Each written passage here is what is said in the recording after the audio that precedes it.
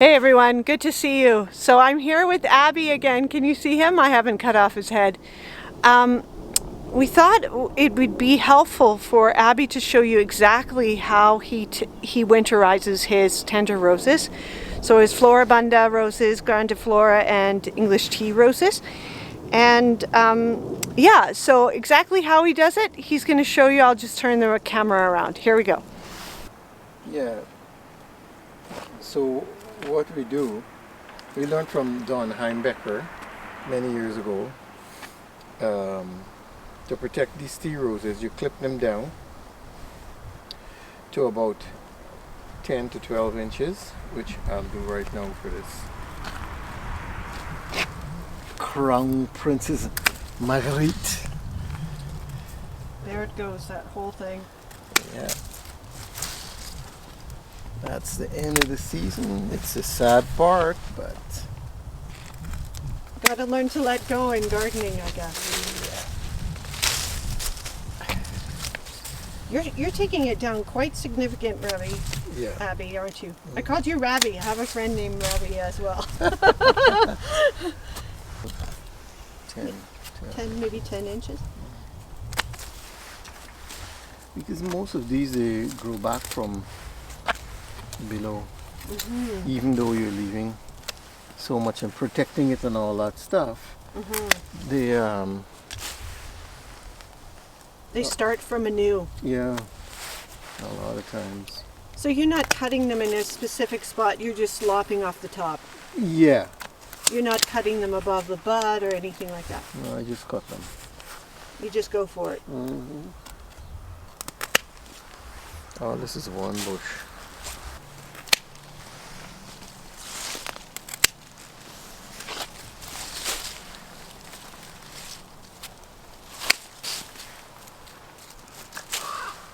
And we try, remember I told you for one of the main things is to clean up after in the fall.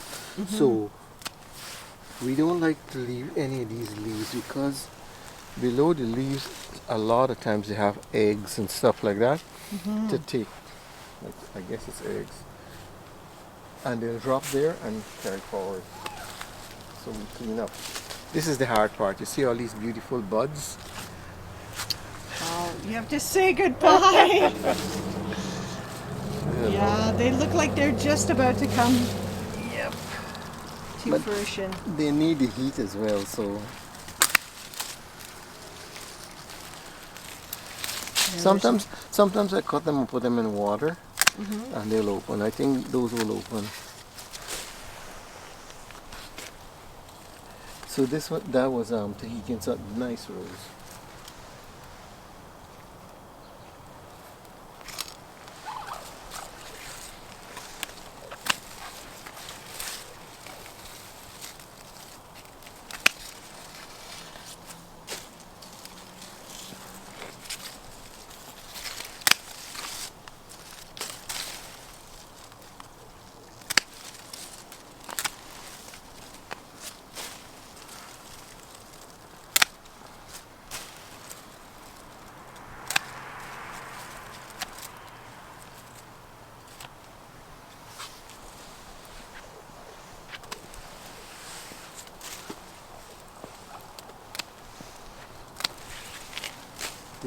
This rose really bloomed this year from June to October. Brothers Grimm. That's a great name. The storytellers.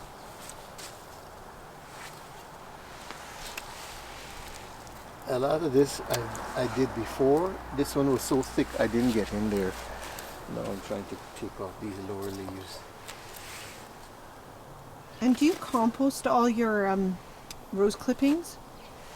No, the rose, I was going to show you that bug that was trying to probably lay eggs or something. But a lot of times I would actually see a whole bunch of stuff below here.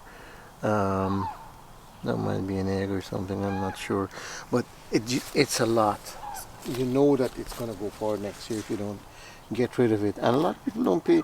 You know, it takes effort to do this, to clean up. And because some of us clean up regularly, you don't. I didn't have any. It's amazing. The roses had no aphids this year, no black spot, no mildew. So now that see, I cut them back. This is the one I cut back before you came. I mounted it with the compost, which I'll do now. This is a big one. Oh, this is a bush.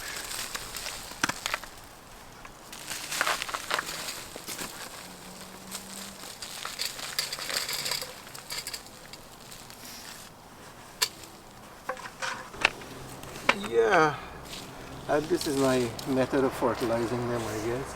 Because everybody asks me what I use for fertilizer, and I really depend on this compost.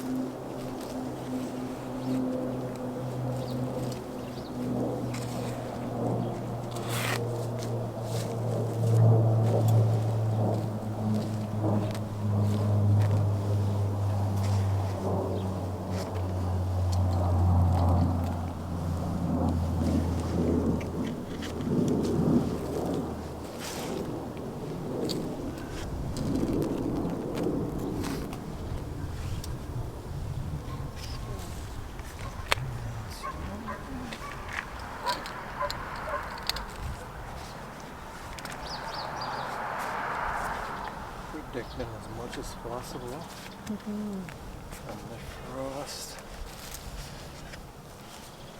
So we should say, what day is it today? So it's like the third week. We're going on the fourth week of October now. Yeah, this is 25th of October. Yeah, we normally get it done in the third week. We're lucky because the fall has been great. So that's done, and when that's done, I get these little pieces of styrofoam board, and I put 3 pegs in through the back and 1 in front. I tap them in because we didn't want to waste time tapping them in. And this serves many purposes. Before this, before I use this, I used to throw the tarp on it, throw tires on the tarp and everything else, and I'll come home and the wind would have it on the driveway. So since I started using this, the wind doesn't get in to lift the tarp.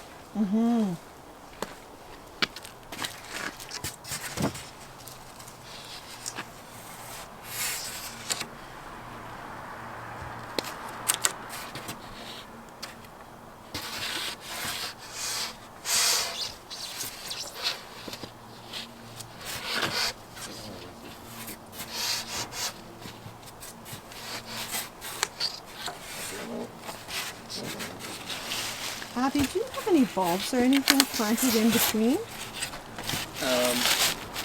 I have some bulbs in that corner there, but because they start to grow early, sometimes when I'm ready to take this down, they're yellow. You know, there's yellow, and they start to grow early in there. So because I have some at the back, and every year I have to try and make sure I open up this earlier than I want to. So when do you usually take the protection off? Pardon? When do you usually take the protection off once you've done all this? In the spring, when do you usually remove it all?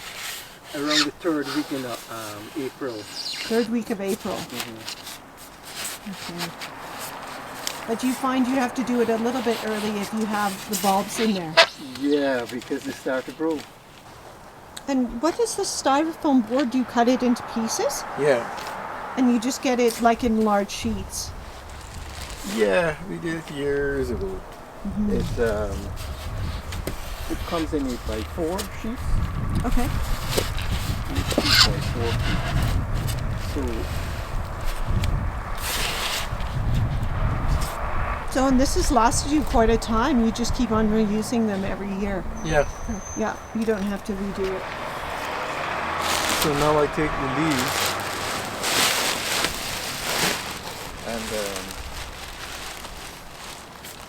And these are all nice and dry. yeah.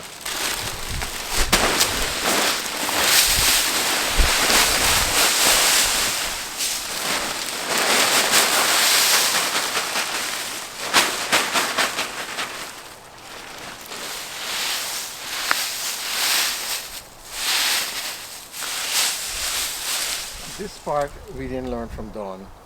Don Heimbecker didn't use leaves. He just put the compost on the and then he threw carpet on top. Okay, he uses carpet as an insulator. Yeah. Okay, so Don is part of the Rose Society, hey? Used to be. He used to be. He passed on. Oh.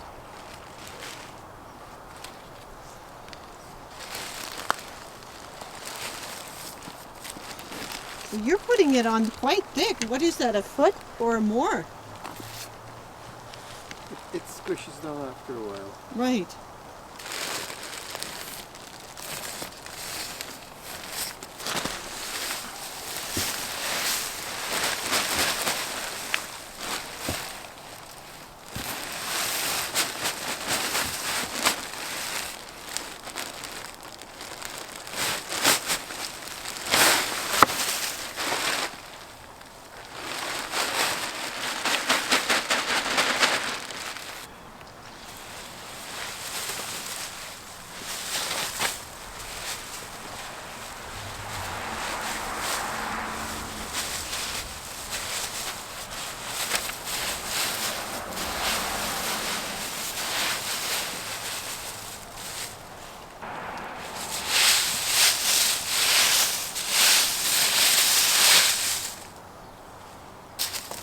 So after this is done, then I put a tarp on. You're insulated. You're not your ordinary thin tarp. Okay. If you look,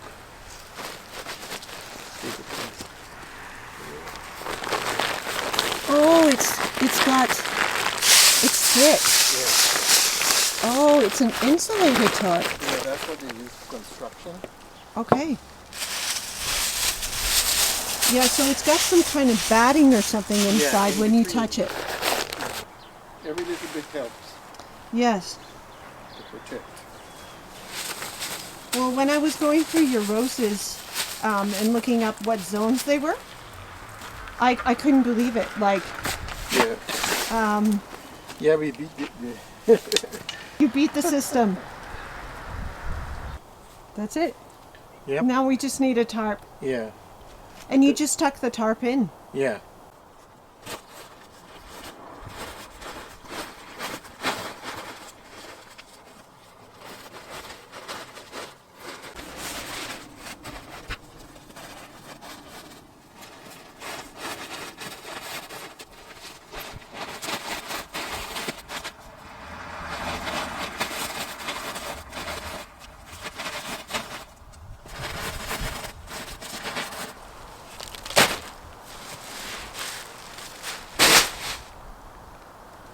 So then I'll just take some little heavy things like that and put them every so. You can see he's got logs here. Yeah. So You that just- the wind doesn't pick it up. Right. And that's it. And that's it.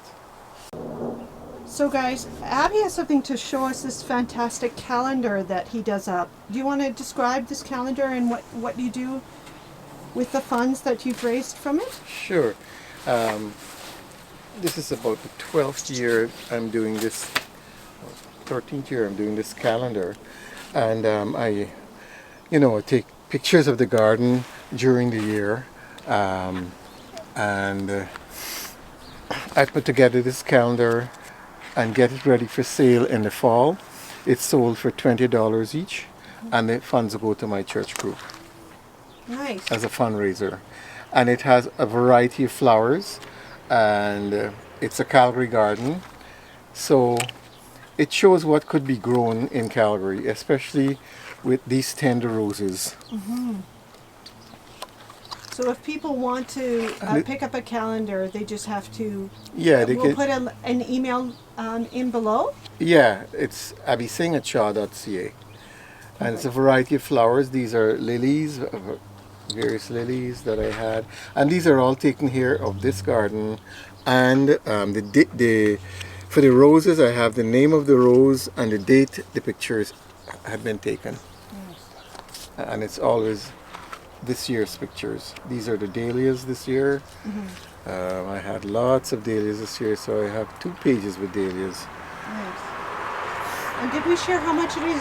It's $20. Right? Yeah, it's $20 each. Nice.